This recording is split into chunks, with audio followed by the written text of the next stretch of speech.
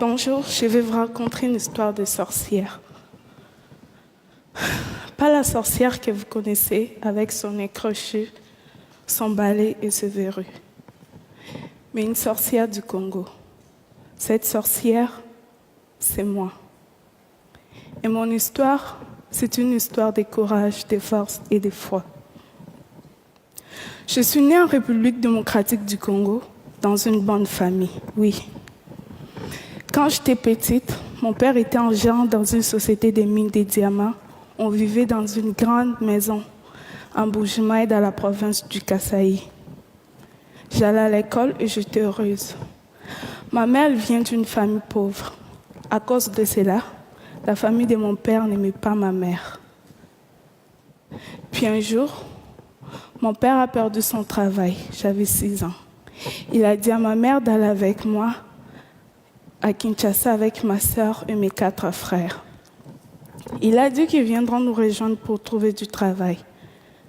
En réalité, sa famille lui avait demandé de se débarrasser de nous. Quand ma mère a compris, il était trop tard. Elle se retrouvait toute seule, loin de sa famille. Elle a dû vendre tout ce qu'elle avait pour nous faire manger. Elle avait changé. Elle avait tellement maigri. Ma mère a même fait venir notre grand-mère pour nous aider, mais nous avions toujours faim. Alors, ma mère a commencé à nous envoyer chez des amis. On faisait des kilomètres à pied pour aller chercher de la nourriture.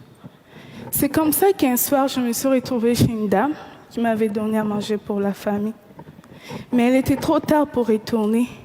Elle m'a proposé de dormir chez elle et de repartir le lendemain matin.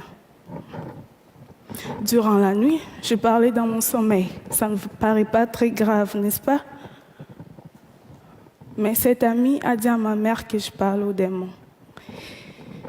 Et en même temps, ma mère et ma grand-mère sont allées demander des conseils chez des prophètes, ceux qui représentent Dieu. Elles cherchaient la cause de tout le malheur de notre famille. Le problème est qu'elle m'avait amené chez un faux prophète. Et il a été décidé que c'était moi la cause et que j'étais une sorcière. Les charlatans m'ont parlé pendant plus d'1 heure pour que j'accepte que je sois une sorcière. Il a crié sur moi sans arrêt. Ils m'ont fait boire 5 litres d'eau avec des herbes dégueulasses. Ils m'ont dit de vomir les viandes des gens que j'aurais mangées dans le monde des ténèbres. Imaginez-vous la scène, une enfant de 7 ans face à plusieurs adultes qui crient sans arrêt. On me tapait même dans le dos pour faire sortir cette viande. À un moment donné, j'avais peur et j'étais tellement fatiguée. Et je finis par dire oui, je suis une sorcière. Je croyais qu'en disant oui, que le mal allait s'arrêter, mais j'étais devenue une sorcière, malgré moi. Une fois qu'on m'est nommée sorcière, c'était impossible de retourner en arrière. Ma mère a accepté la situation, mais ça ne veut pas dire que ma mère ne m'aimait pas. Et en même temps, comme la situation ne changeait pas dans la maison, sans argent, sans nourriture, ma mère a décidé de partir avec sa sœur en Angola pour aller trouver du travail. Leur plan n'a pas marché. Et ma mère se retrouvait toute seule, coincée en Angola, sans argent, sans nourriture. Et finalement, elle n'est pas revenue. Contre sa volonté, elle a été forcée de nous abandonner, elle aussi. On a perdu toutes les communications avec elle. Et on est resté avec grand-mère. Pendant 2 ans, j'ai été traitée comme une sorcière. Les accusations, les cris, les jeûnes forcés, les piments dans les yeux. Elle disait que c'était moi la cause. Si ma mère n'appelait plus, elle pensait qu'elle était morte et que je l'avais sacrifiée. Elle a dit à tout le monde de ne pas m'aider, de ne pas me parler, de ne pas jouer avec moi. Dans mon quartier, on ne me laissait pas m'approcher des autres enfants. J'étais toute seule. J'étais pauvre. J'avais faim. Mais j'étais surtout pauvre d'amour. Et finalement, ma grand-mère, elle m'a chassée de la maison. Je suis devenue une chélier, une enfant de la rue. Dans la rue, on est comme des papillons. Là où le sommeil nous trouve, c'est là où on dort. Dans la rue, On devient des soldats pour survivre. On oublie la lecture et l'écriture pour apprendre à se battre. Dans la rue, j'ai vendu des lots, des arachides, j'ai fait des ménages. Mais à chaque fois que je voyais les autres enfants aller à l'école, je me rappelais des jours où j'étais heureuse. Je pleurais. Je me demandais si un jour je pourrais sortir de la rue. Puis un jour, ma chance a tourné. J'ai participé dans un documentaire Kinshasa Kids. On m'a payé et j'ai tout de suite voulu donner cet argent à ma famille. Car même dans la rue, dès que j'avais quelque chose, je passais aller voir ma famille pour leur donner. Ma grand-mère a pris de l'argent, elle m'a encore remis dans la rue. Plus tard, j'ai entendu parler d'un film canadien qui s'est tourné à Kinshasa. La même personne qui s'occupait du casting alors me connaissait, j'ai été invitée au casting. Je me suis retrouvée face au regard des enfants riches qui étaient là en édition. Même si j'avais envie de me sauver à cause de leur regard, je suis restée et j'ai tout donné pour avoir le rôle. Pour moi, c'était une façon de changer ma situation. J'ai eu le rôle principal dans le film. C'était bien cool. La production, ils m'ont mis dans une grande maison, je pourrais manger tous les jours et avoir tout ce que je voulais.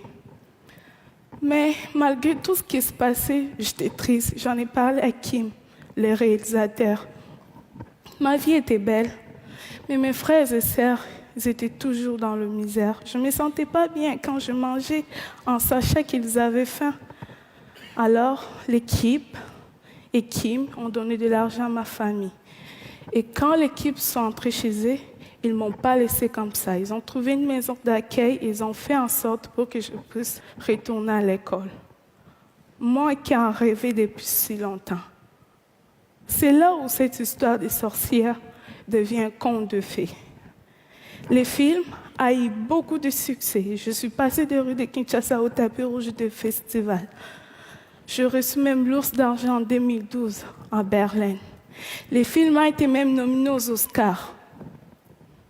Et aujourd'hui, j'ai 18 ans et que j'ai reçu 18 prix dans le monde. Les Oscars, c'était cool. Mais pour moi, les plus beaux jours de ma vie, c'est celui pour la première fois, après des années dans la rue, je suis retournée à l'école.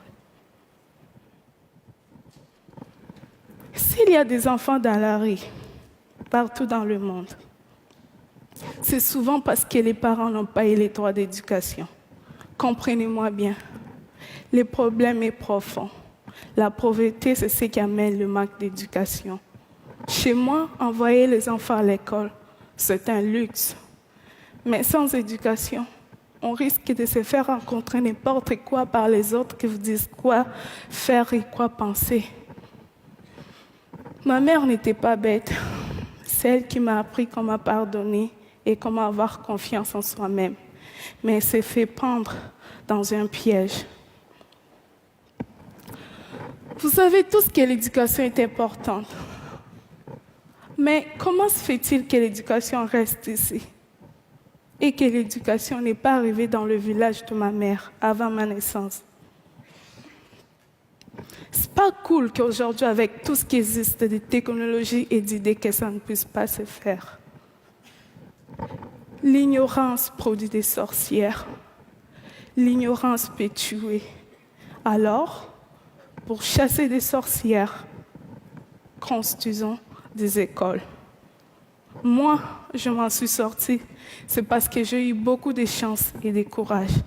Ce n'est pas le cas pour beaucoup d'enfants qui sont encore dans la rue. Ils attendent aussi que leurs rêves se réalisent. Alors, pour cela, il ne faut pas les oublier.